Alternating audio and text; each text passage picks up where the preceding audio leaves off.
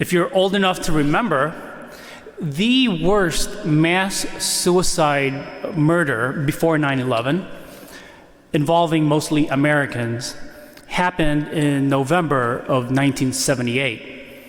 That's 42 years ago in Guyana, when over 900 members of a cult died by being forced to drink cyanide-laced fruit punch. It's how we got the phrase, drinking the Kool-Aid. These cult members were led by a charismatic leader and false prophet named Jim Jones, who not only poisoned his followers' minds with a promise of utopia, but obviously and ultimately poisoned their bodies as well.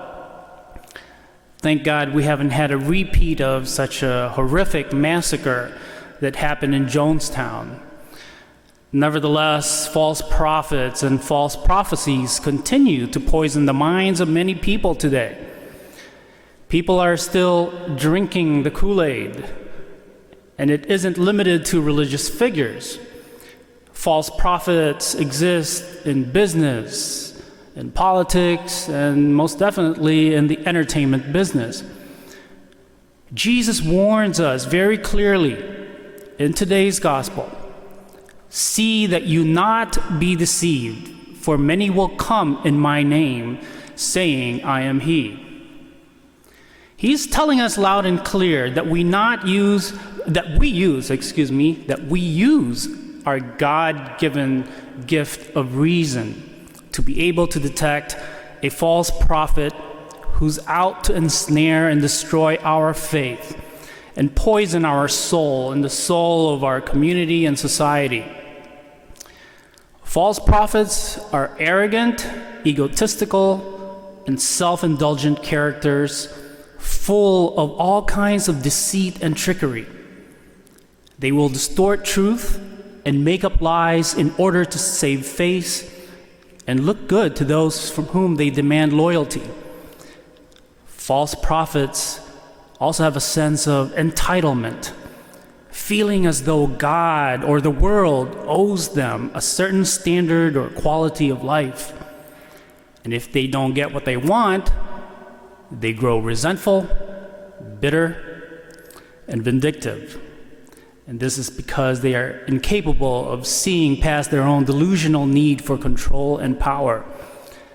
Often false prophets are charismatic with the uncanny ability to win people over to their side. But it's a dangerous trap that people often fall into. A false prophet is the antithesis of Jesus, because Jesus exhibits empathy. He has the great emotional capacity to be able to feel what we feel. Jesus, unlike a false prophet, is able to empathize because he knows every trial we might go through. Jesus is the epitome of true empathy. He doesn't look down from heaven and say about our brokenness, "Oh, bummer. Hope you guys can figure it out." No, that's not Jesus. Because Jesus is beyond sympathetic, meaning he feels for us. He is empathetic. He feels with us. An empathetic person will come down to see us in the pit, so we don't have to be alone. Christ's empathy comforts us. So listen to Jesus, who said to us that we would know false prophets by their fruit.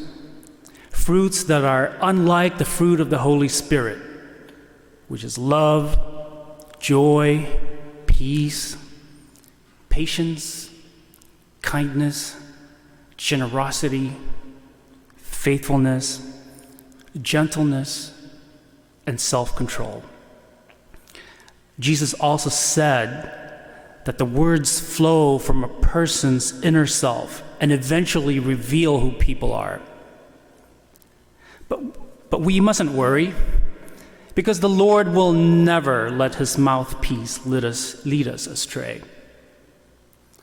We must follow Christ, the true and most humble prophet whose word is absolutely trustworthy, and never fails to accomplish his purposes for it.